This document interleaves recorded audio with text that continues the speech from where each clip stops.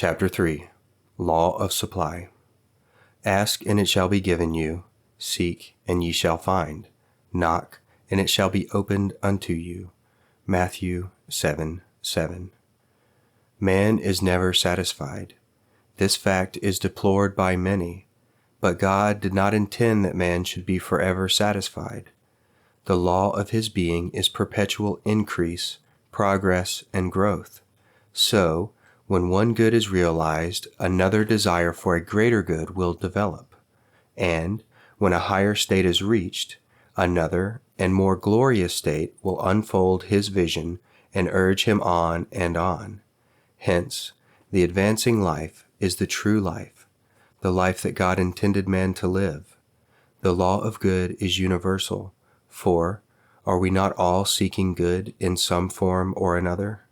Science and logic alike declare that the universe is filled with the essential substance of every imaginable good that man can image, and that he is entitled to a full and ever-increasing supply of any and every good he may need or desire.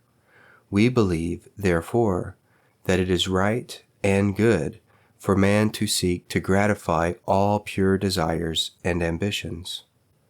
Here is the key to the law as Jesus gave it. What things soever ye desire, when ye pray, believe that ye receive them, and ye shall have them. Every person, consciously or unconsciously, is operating this law in one or more of its phases. It works universally and on every plane of life's expression. We are all daily drawing into our lives the things we most desire and expect, and whether we attract good things or bad things, the principle operated is the same. But as we want more of the good things in life and less of the bad, it will be necessary to understand the law more perfectly, and so be able to adapt our thinking to it in a more direct fashion. Thus, we secure the greater benefits that accrue from a conscious, intelligent use of its power. We affirm repeatedly that God is our supply, and if we would think a moment and trace our supply back to its source, we would agree that the statement is true. The difficulty with some is that they can more easily look to creature for the source of their substance than to the Creator. We don't really believe that God is the source of our substance.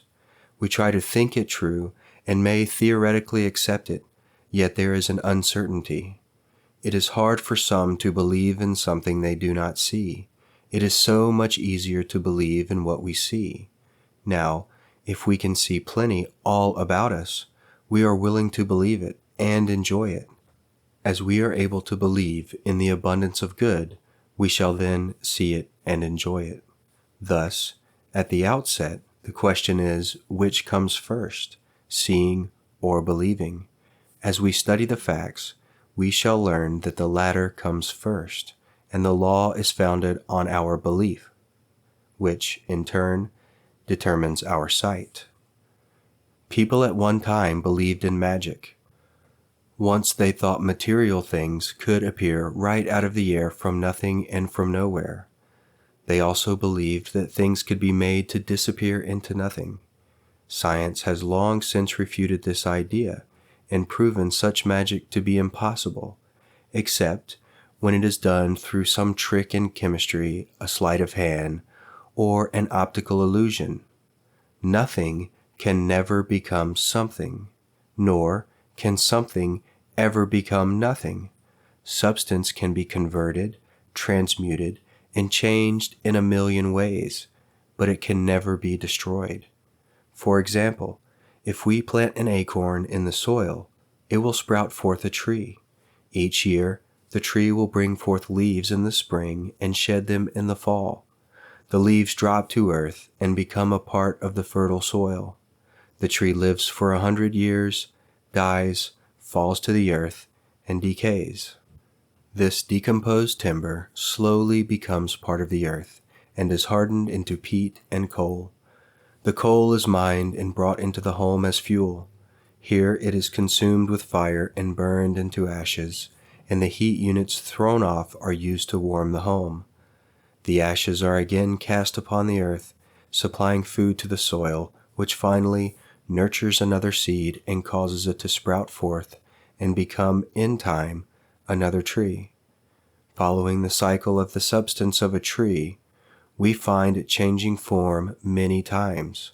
We see it giving off gases, heat units, chemicals of many kinds, and yet, if it were possible to be measured accurately, we would find that not one tiny part has been lost. All the supply there ever was, still is, and ever shall be, for nothing can ever be wasted or lost. There can never be a shortage in supply. Because some people do not see an abundance around them and do not enjoy plenty is evidence that they do not understand or do not apply the law. In their blindness, they say that plenty does not exist, and so far as they can see, they might be right. But when they learn to see with their mind's eye, they will realize differently. There is a phase of the law known as demand and supply, which is found in every department of life. Years ago, Thomas Edison resorted to its use when he invented the first electric light. When his carbon lamp was brought to the people as a new kind of lighting, far superior to any method then known, did they readily accept it? Many thought it ridiculous and too expensive. They were using candles, oil lamps, and a small percentage of gas lamps. Such light was plenty good enough. Hence, quite some time elapsed before the public was educated to the advantages of electricity over the old ways of light, heat, and power. Not until the people were convinced of the advantages of this new power did they invest in its future, build powerhouses, set up poles, and string wires all over the town to factories and homes. How was all this accomplished? When there was a demand for the need of electric power, the supply was forthcoming. Where did it all come from? Out of the earth? Out of the air? From water power, steam power, gas, oil, and 1,001 other sources. It comes directly from nature, whose foresight created these materials in the earth. Once our forefathers were in style when they rode the stage, a hack, or a carriage. It has not been so long since one was the talk of the town if he owned a fast team of horses and a rubber-tired Victoria or gig. Where are they now? Gone and almost forgotten. The automobile has supplanted them. How did it all happen? When people demanded a means of traveling with more speed, greater comfort and luxury, necessity gave man an idea. He thought of building a horseless carriage. He worked on the plan, slowly developed it, and slowly educated the public to accept the modern mode of transportation. One outstanding man dreamed of the world rolling on wheels and set out to build a car that the poor man could afford. Today, the automobile has become such an important factor in man's life that we wonder how he could have progressed without it. You see, whenever man has needed a certain thing in life, an idea has been first given him in mind. He was inspired to develop the idea and then materialize it by converting a piece of mud or metal into a usable form. Why did people live so long content with the horse and carriage and not enjoy the automobile? Because they could not imagine it. Their minds were not trained to demand such a thing. Was the supply available to build such a machine? There was as much supply at hand then as now. In fact, the supply has always been there since the beginning. Thus, it was not God's fault that the auto was so late in coming to man's need. It was man's fault because he had been so long realizing the need. Where there is no demand, there will be no evidence of supply. Our parents, who had a horse and buggy consciousness, could not attract the new mode of travel until they were able to enlarge their minds to conceive the necessity of the automobile. The secret of the law lies in one's consciousness. A man's life consists not in the abundance of the things he possesses, but in the consciousness of that which he has. Man possesses the whole world and all its wealth, yet is only able to enjoy what his consciousness permits him to discern. Somewhere I read a story of a man who lived outside of Pittsburgh and operated a small farm and dairy. Day in and day out, he worked laboriously to earn a meager living for himself and his family. One day, several men who had been surveying some adjacent land walked across his pasture land. When they were crossing a stream of water that ran through the field, the farmer noticed them stopping, stooping down, and studying the slime and scum that had collected against the crude footbridge he had laid there. One man had scooped up some water in his hand and apparently drank it. Another collected some water in a canteen he carried attached to a buckle on his belt. The farmer was puzzled and wondered why anyone should be interested in that stuff. Even the cattle had no taste for it, for they pushed the scum aside to drink the clear water.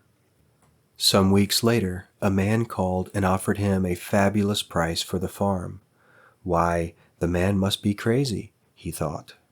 He could never get his investment back by farming that ground. Had he not tried it for years? He was joyful at the prospects of getting such value and readily sold the farm. He moved to Canada to be near his brother and bought another farm. It wasn't long, however, until some queer contraptions were set up on the field, and word spread like wildfire that they had found oil. In a few years, that farm of less than 100 acres produced millions of dollars in oil for its owners. The farmer remained poor and worked hard because he knew only how to scratch the surface and till the soil. Nature had supplied an abundance for the man, but he could realize only a scanty portion. He could see the farm only as acres of stones and dirt. The law is not at fault because the man was poor and had to work so hard to earn a living. Man will ever be poor as long as he demands of life a meager living and sees it in struggle, toil, hardship, and limitation. The thing we dare not do is to fret and worry about supply or about where our next dollar is coming from. Fretting and worry tend to restrict and limit the supply at hand. They tend to close off the outflow of substance, whether that flow is small or large. Instead of lifting us out of limitation, instead of improving our conditions or increasing our supply, they drag us deeper into the throes of doubt and fear. Instead of expecting more to follow, we grow tense and anxious, which increases our fear and brings us less and less. Instead of tightening up our thinking, we must relax and be more expanding. We must educate our minds to a larger state of thinking. When we can think and realize more abundance, we shall receive more abundantly. This does not mean that the engineer is destined to be rich, while the farmer remains poor. There are poor engineers and rich farmers. It is not the vocation that determines riches, but the demands we make of our vocations that determines riches. As we are able to think and to realize more abundance out of what we already have, we shall not only expand our thinking, but receive more abundantly. This is the basic principle of the law. The magnet was not charged of itself, but had to be charged with an electric energy by one who understood the operation. A magnet in the hands of an untrained man would be little changed, but in the care of a trained engineer, it could become a strong force of attraction and do a great good. Likewise, the mind magnet of a person can be stimulated to a strong force of attraction. If it is possible to get help from one who already has a full understanding of the law and can give him a good start. Of course, the mind magnet can be charged with constructive thoughts, but it will take some time for these to be effective, and the student who lacks perseverance may too readily become discouraged before the work is accomplished.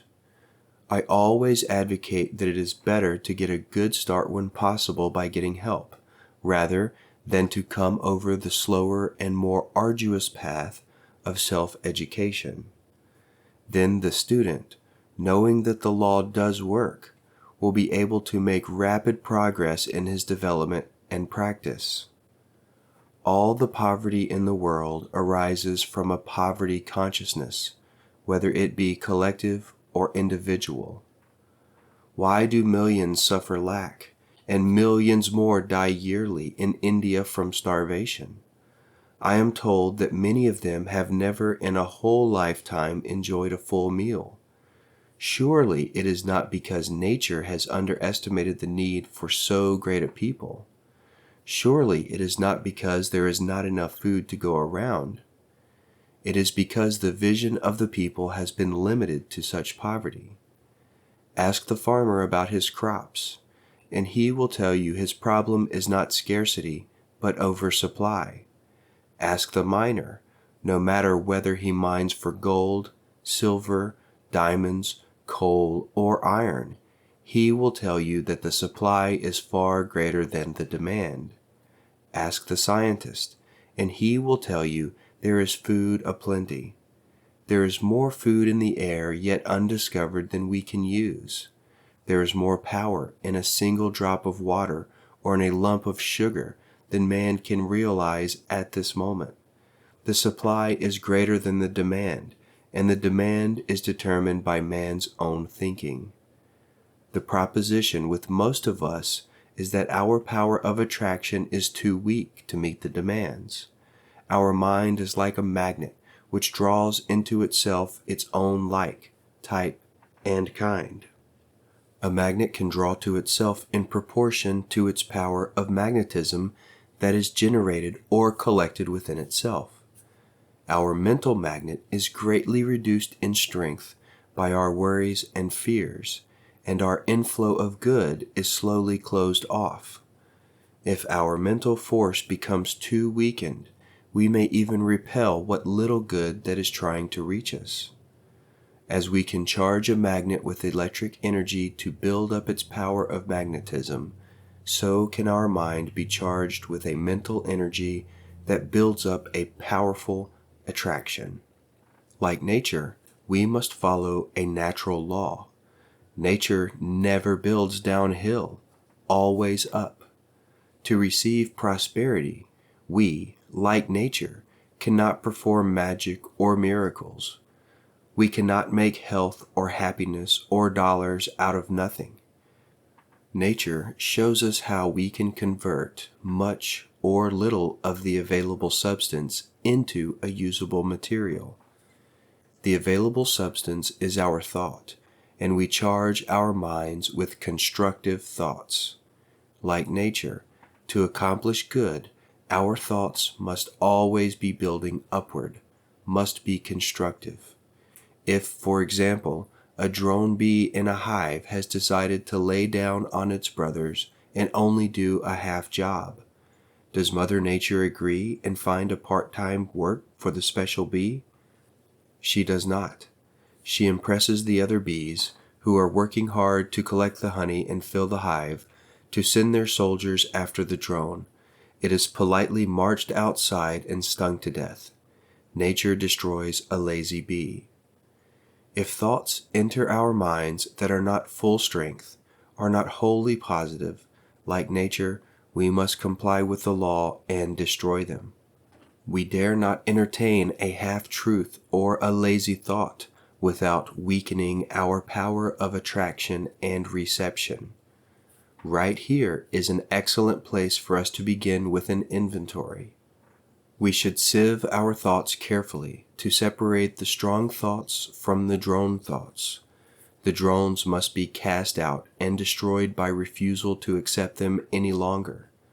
Then we must carefully guard every thought so that another weak one cannot unconsciously or consciously slip through to play destruction with others that are trying to do good. A man came to me one day late in the fall and expressed his fears pertaining to his job. He had been employed for many years in a hotel that for the first time had felt the effects of a dull season. It was rumored, he said, that the management was going to close down the house and let out the employees until spring. He said, "I feel these folks know there will be a shutdown. They are in the office of the manager. What do you think I can do about it?" "There is only one thing you can do," I answered. "Go back to your work and realize the law. If the law determines your supply and position, then no one but the law can change it for you.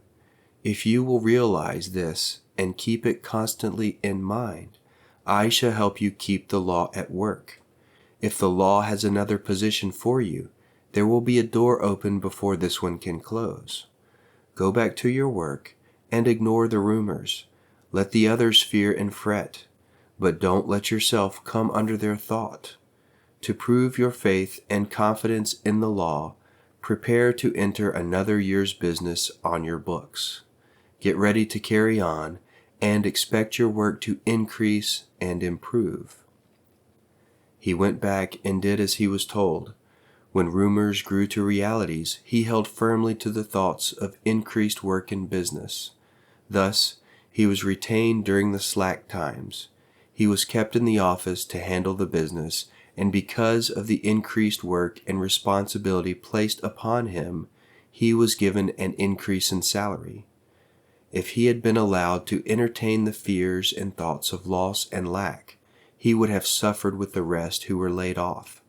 This is according to the law, and the law is no respecter of persons. If he had allowed his thoughts for good to become adulterated with thoughts of lack, he would have weakened his mental magnet. He could not have attracted any more than his mind was able to receive. It matters not how much we pray or how loud we pray. Our prayers can only be answered as we work the law. The law will serve us in proportion to how well we serve it. Robert Collier, in one of his books, tells of an incident that happened in Chicago. A young man, while in the elevator of a large business house, was asked the question, "What is your religion?" He promptly answered, to the surprise of others, that his religion was Sears, Roebuck and Company. That young man is one of the executives of the same company today. Why? He touched the law of supply in that he thought solely in terms of his interests. His firm's success was his success. His concerted interest enabled him to become a part of the firm. Today, he has a tufted seat, a handsome office, and a fine salary. If your need is supply, then your religion is the same. Like the young man, your single thought must be abundance, as abundance and supply are one. Then, to use the law, you must think supply, talk supply, and live supply with every thought. Keep your thoughts so occupied with ideas of plenty that any and all drone thoughts of lack or loss will be destroyed. Remember not to confuse money with supply. Money is but one of the numerous means of supply. Money is not the root of evil, but the love of money is. If you concentrate upon money alone and use every means to gather it and hoard it, you are forcing the law to close out other good.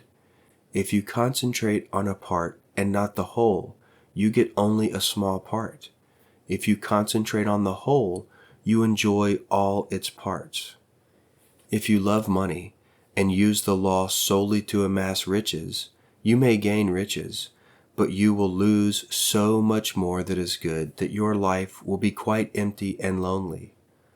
I knew a man who determined early in his life to concentrate on accumulating money. He attained his ambition and became an influential power in his town. He confided in a friend before he died, saying, "I did everything I knew to become rich. I gained riches, but I lost the love and companionship of my wife and the joy of being a father to our children. I lost my health and am now spending my wealth to regain my health. But somehow it doesn't respond. Yes, I learned how to get rich, but I never learned how to live."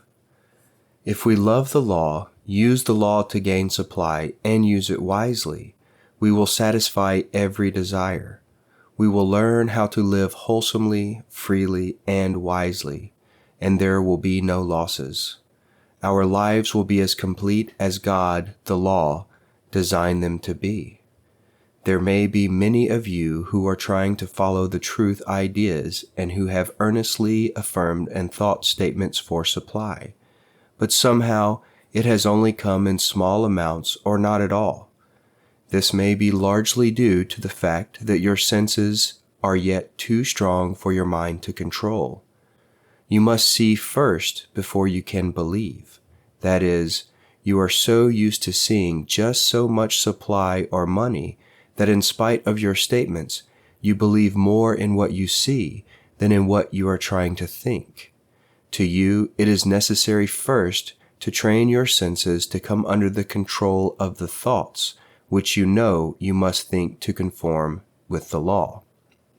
Florence Shinn gives a clear example of this in her book, The Game of Life.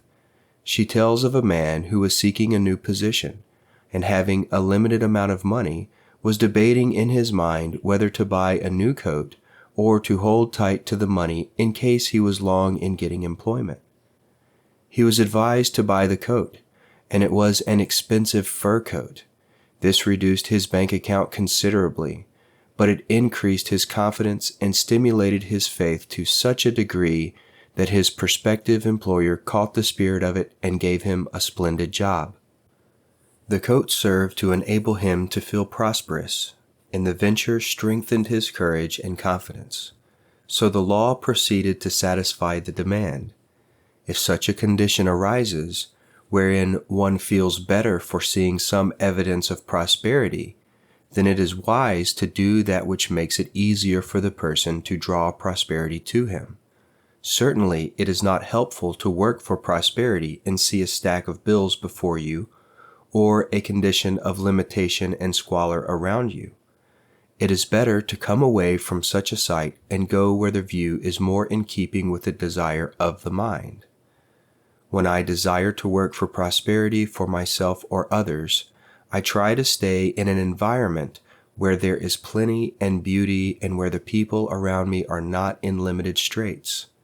It follows, therefore, that you can steadily draw into your life any and every form of good you may truly desire, as it is the will of God that you should enjoy every good that will promote happiness and progress. All desire is an expression of the will, while to expect good is to demand good, so that both are necessary to attract supply. Therefore, seek to adjust your desire with God's plan, the law, and expect that every good and only good can reach you. Then, nothing but good can come. An abundance of all needed good is the natural heritage of every man, woman, and child. This is a vital truth. It is wrong for one to dwell in poverty when there is plenty for all. It is wrong for one member of the human family to accumulate vast wealth at the expense of his fellow man. Wrong for one to dwell in conditions of war and chaos when peace may prevail. Wrong for the strong to take advantage of the weak. Wrong to lack in any good of any kind that may be essential to promote the welfare and happiness of the individual. So whatever falls short of giving satisfaction, harmony, growth, and increase is abnormal. Nature originally intended that the real needs of man should be adequately supplied, not his surface wants, which are often impulses, but the normal, specific needs of the individual, which would be abundantly satisfied, were man to live in closer harmony with the fundamental law of supply. Nature is a prolific producer of blessings which she gives freely to mankind, ever producing all things for a good and useful purpose. Every individual, therefore, has a natural right to a full supply of every good that he can use or enjoy. However, man has been taught to use and to depend on the artificial means for his supply. He has lost sight of the basic truth upon which this lesson is based. At the outset, let us realize that the material world in which we live is a sphere of effects, and that behind these effects is a world of causes. Then, recognize that when you desire any particular effect, it is because that specific good is already in existence in the sphere of causes. Then, recognize that when you desire any particular effect, this desire is an appearance of an underlying cause. This is the principle upon which our definition of the law of supply is based, and when you learn how to operate it in the proper manner, you will be able to draw into your life more and more of the good in whatever form you may need or desire. Everywhere in the world is an omnipotent principle of good. We touch it in countless ways. Each thought of good is a seed for the production of good. You are entitled to all the good you can appropriate and use, and the more good you realize and enjoy, the more you live in true accord with the purpose of this ever-present spirit of goodness. Learn to understand how to tap the source of all supply, for there is no limit to the good that may be developed and enjoyed in your life. In truth, man embodies every law of nature relating to his highest welfare and orderly growth. He is not therefore separated from any good thing he may need to enhance his happiness or further his progress. But whether he shall lack or possess that which he needs or requires will be largely determined by the use he makes of his present endowment of intelligence and power.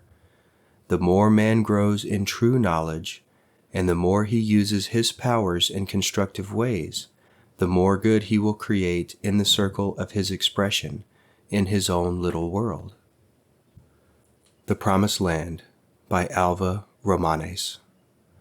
No more shall I look to the far skies for my Father's loving aid, since here upon earth his treasure lies, and here is his kingdom laid. No more through the mist of things unknown I'll search for the promised land, for time is the footstool of his throne, and I am within his hand. The wealth that is more than finest gold is here, if I shall but ask, and wisdom unguessed and power untold are here for every task. The gates of heaven are before my eyes, their key is within my hand. No more shall I look to the far skies, for here is the promised land.